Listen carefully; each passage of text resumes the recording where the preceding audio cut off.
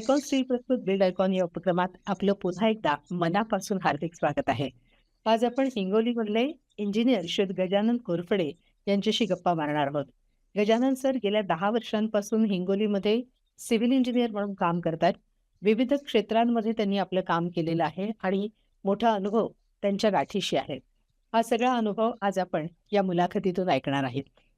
Sir नमस्कार. नमस्कार. आपलं खूप स्वागत आहे बिल्ड आयकॉन या उपक्रमात.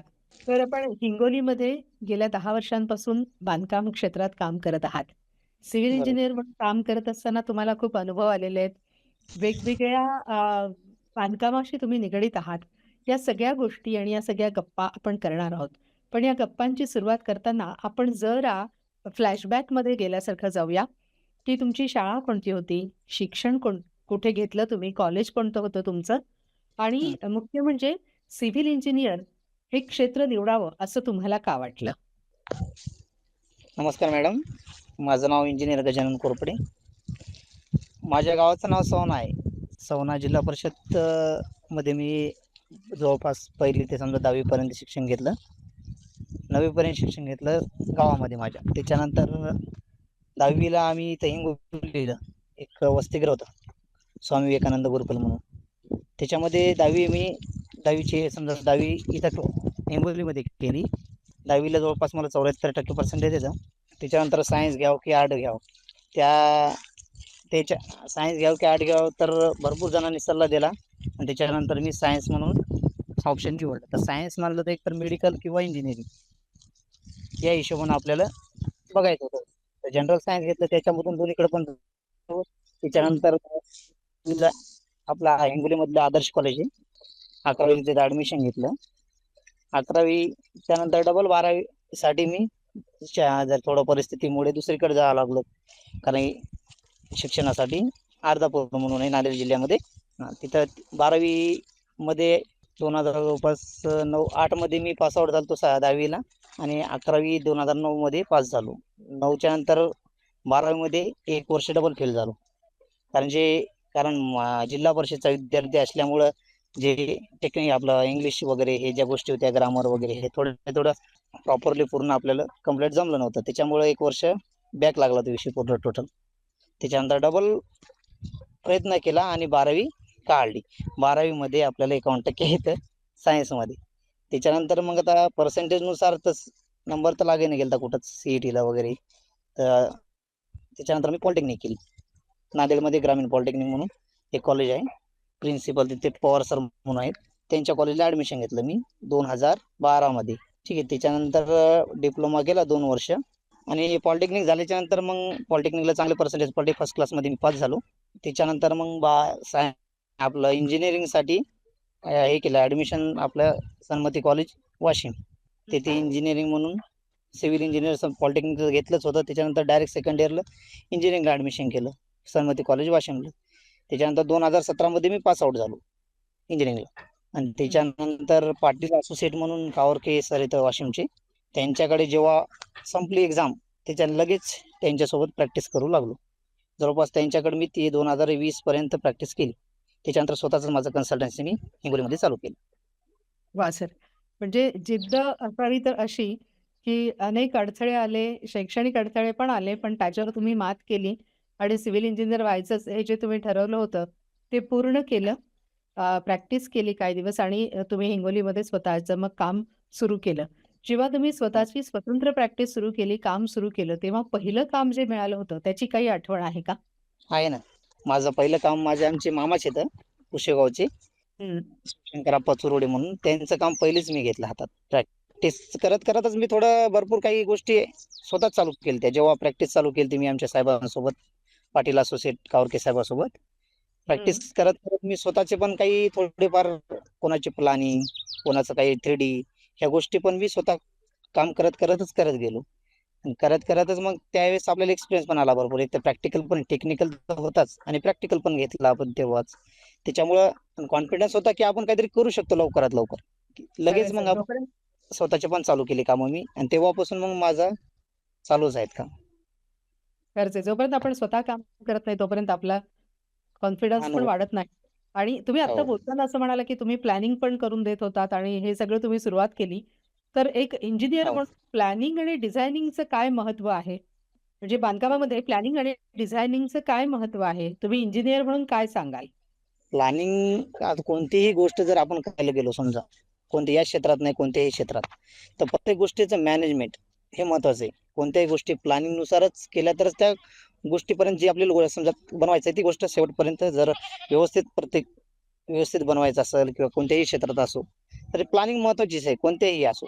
तसेच आपल्या सिव्हिल इंजिनिअरमध्ये घराचं बिल्डिंग प्लॅन समजा, प्लॅनिंगमध्ये जर आपण समजा प्लॅन वगैरे व्यवस्थित नाही बनवला, तर बिल्डिंगचं स्ट्रक्चर पण व्यवस्थित बनणार नाही. स्ट्रक्चर नाही बनलं तर बिल्डिंगची लाईफ पण बनणार नाही. ह्या गोष्टी प्लॅनिंगवर निगडीत आहेत पण. तर प्लॅनिंग महत्त्वाचीच गोष्ट आहे बांधकामामध्ये.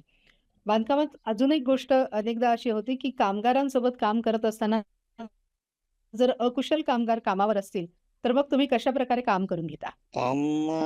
काम कारागीर जे ते समजा कोणतेही असो, मिस्त्री सेंटरिंगवाले असो, बांधीवाले असो, जर समजा ते कामावर चांगले असतील तर प्रत्येक गोष्टी ती एकदा स्ट्रेंथ, क्वालिटी, फिनिशिंग हे सर्व गोष्टी होऊन जातात. आणि जर जे काम करणारे आपल्याजवळ काय हे येतं मजदूर येतं समजा मिस्त्री येतं, त्यांनी जर व्यवस्थित क्वालिटीमध्ये नाही काम केलं, कामाची क्वालिटी बिघडते, एक तर खर्च पण भरपूर जाते, वेस्टेज मटेरियल पण जाते. ह्या गोष्टी मॅनेजमेंट व्यवस्थित होत नाही जर व्यवस्थित कारागीर नसले तर. अगदीच खरं आहे. सर आणखीन एक गोष्ट येते, की अनेकदा पैसे कमी असतात, बजेट कमी असतं, पण चांगलं काम करून घ्यायचं असतं. मग बजेट आणि कामाचा दर्जा हे कसं तुम्ही गणित कसं जुळवता याचं? कसं असते जर आपल्याजवळ पैसा समजा कमी पैशामध्ये आपल्याला चांगल्या क्वालिटीचं बांधकाम करून द्यायचं, ते एक तर कमी पिरियडमध्ये करावं लागते एकतर काम आणि चांगल्या मजूर आणून फास्ट म्हणजे आपल्या स्वतः एकतर साईटवर उभं राहावं पण राहावं लागते, त्याच्यानुसार काम करून घ्यावं लागते. तेव्हाच ते कामाची क्वालिटी पण येऊन जाते आणि म्हणजे बजेटच्या हिशोबाने पण ते काम होऊन जाते. कमी वेळात जर केलं त्याच्यामध्ये पैसे हे होऊन जातात. खरं आहे. पण म्हणजे कामाचा दर्जा राखण्यासाठी तुम्ही सातत्याने प्रयत्न करतात. बजेट कमी असलं की जास्त किंवा जास्त असो, कामाचा दर्जा हो. मात्र कायम तुम्ही राखता. तर जेव्हा तुम्ही बांधकामाचं साहित्य निवडता, तेव्हा ते साहित्य निवडत असताना तुम्ही कशाप्रकारे ते साहित्याची निवड करता? सर आपण बांधकामाचं साहित्य जेव्हा निवडता, तेव्हा ते मटेरियल घेताना आपण कशा प्रकारचं मटेरियल निवडता? मटेरियलमध्ये भरपूर आता भरपूर गोष्टी आहेत. समजा वीट झालं, रेती झालं, त्याच्यानंतर गिट्टी आणि सल्या, लोखंड बरोबर आहे. तर वीट म्हणलं तर पूर्ण एकदम कसं आहे पाण्याने त्याने अब्झॉर्व केलं पाहिजे कमीत कमी. त्याच्यानंतर फिनिशिंग पण असली पाहिजे विटाची. त्याच्या साईज प्रॉपरली असली पाहिजेत, बेंड वगैरे नसले पाहिजेत. त्याच्या कारण वीट जर व्यवस्थित असेल तर आपण बांधकाम जे असते आपलं लाईन दोरीमध्ये गोळ्यामध्ये पूर्ण ॲक्युरेट होऊन जाते आणि डायगोन्यामध्ये पण व्यवस्थित बसून जाते. प्लास्टरला पण माल आपल्याला कमी लागते त्याला. त्याच्यानंतर गिट्टीची जर व्यवस्थित साईज असेल, कॉन्क्रीटचा माल पण व्यवस्थित बनते. कॉन्क्रीट प्रॉपरली असलं तर त्याला स्ट्रेंथ पण येऊन जाते, कॉलम असो, बीम असो. हे प्रत्येक गोष्टी म्हणजे ते गिट्टी झालं, रेती झालं. रेती पण व्यवस्थित जर माती असेल रेतीमध्ये तर क्वालिटी बिघडून जाते पूर्ण कॉन्क्रीटची. त्याच्यामध्ये क्वालिटी बिघडते आणि व्यवस्थित माल जर व्यवस्थित नाही झाला तर फिनिशिंग पण येत नाही. ह्या प्रत्येक गोष्टी मटेरियलवरच निगडीत राहतात. व्यवस्थित जर मटेरियल असेल तर प्रत्येक गोष्टीची स्ट्रेंथ, क्वालिटी प्रत्येक गोष्टी येऊन जातात त्याच्यामध्ये. खरंच आहे. म्हणजे उत्तम दर्जाचं मटेरियल असेल तर बांधकाम तेवढंच उत्तम दर्जाचं होतं. पण हो. स्टील निवडताना आपण काय विशेष काळजी घेतो का? काय क्रायटेरियाज आहेत स्टील निवडण्याचे? स्टील म्हणलं ते एकतर कसं जे स्टील कसं राहते, स्टीलमध्ये डक्टिलिटी वगैरे ह्या गोष्टी जे आहे त्या असल्या पाहिजेत बरोबर आहे. जर स्टील जर प्रॉपरली व्यवस्थित समजा साईजमध्ये त्याच्यानंतर डायमीटर जे असते समजा त्याचं बरोबर आहे मध्ये ह्या ज्या गोष्टी आहेत हे प्रॉपरली असल्या पाहिजेत. त्याच्यानंतर जे कॉलम प्रत्येक कॉलम बीम फुटिंग यासाठी जे लागणारे सल्ले आहेत 16 10 ह्या गोष्टी प्रत्येक प्रॉपरली करावं लागतील. त्याच्यानंतर त्याची प्रत्येक गोष्ट स्ट्रेंथ आणि हे येऊन जाईल. सर तुम्ही आयकॉन स्टील वापरलं आहे का आपल्या बांधकामात? वापरलेलं नाही, भरपूर वापरलेलं आहे. काय आपल्या प्रतिक्रिया आहेत आयकॉन स्टील बद्दल? काय गुणवैशिष्ट्ये आहेत? आयकॉन आता मी जर एवढे वापरले काय दुसरे पण वापरले, पण जास्त करून आयकॉन मी माझ्या विथ मटेरियलच्या साईटवर वापरलेलं आहे. माझे जे विथ मटेरियल काम आहेत हिंगोलीमधले, तर प्रत्येक इथं जास्त करून आयकॉनच वापरलेला आहे. क्वालिटी वगैरे सगळ्या गोष्टी चांगल्या आहेत तुमच्या आयकॉनच्या स्टीलमध्ये. सगळ्यापेक्षा बाकीच्या कंपन्यापेक्षा याच्यामध्ये बेटर आहे. तर प्रॉपरली साईजमध्ये येते आणि जे ग्राममध्ये ते पण प्रत्येक व्यवस्थित येते. बाकीचे जे कंपनी आहेत त्याच्यामध्ये किलोमध्ये याच्या क्विंटलामध्ये भरपूर काही ग्राम कमी होऊन जातात. त्याच्यामध्ये तिथं पण जर घ्यायला गेलं तर नुकसान होते आपलं. ह्या जे आयकॉनमध्ये आहेत ते प्रॉपरली प्रत्येक गोष्टी व्यवस्थित येऊन जातात. खूप धन्यवाद सर. सर तुम्ही हिंगोलीमध्ये राहता. हिंगोली जिल्हा तुमचा मूळ जिल्हा आहे. ग्रामीण हं. भागातून तुम्ही आलेला आहात. पण हो. हिंगोली जिल्ह्याचा अजून विकास करायचा असेल, त्याला विकसित करायचं असेल, तर अजून काय हिंगोलीमध्ये झालं पाहिजे? म्हणजे खऱ्या अर्थाने हिंगोलीचा विकास होऊ शकेल? हिंगोलीमध्ये मेन म्हणजे कसं आहे, जेवढे पण इंजिनियर आहेत, सिव्हिल इंजिनियर बरोबर आहे, आर्किटेक्ट हं. इंजिनियर यांनी व्यवस्थित जर समजा ते जे पण क्वालिटी सगळ्या गोष्टी प्लॅनिंग यानुसार किंवा जर व्यवस्थित केलं तर भरपूर काही प्रगती होऊन जाईल हिंगोलीची. खरंच आहे सर. पण म्हणजे आम्हाला एक खूप छान कौतुक असं वाटतंय, की ग्रामीण भागातनं पण तुम्ही पुढे आलेला आहात. तिथे पुढे जातायत आणि आज आपण टेक्नॉलॉजीच्या माध्यमातून हा इंटरव्ह्यू करतो आहोत. अडचणी तुम्हाला येतायत, पण त्या अडचणींवर मात करून तुम्ही आमच्याशी खूप छान आणि मनमोकळं बोलता आहात.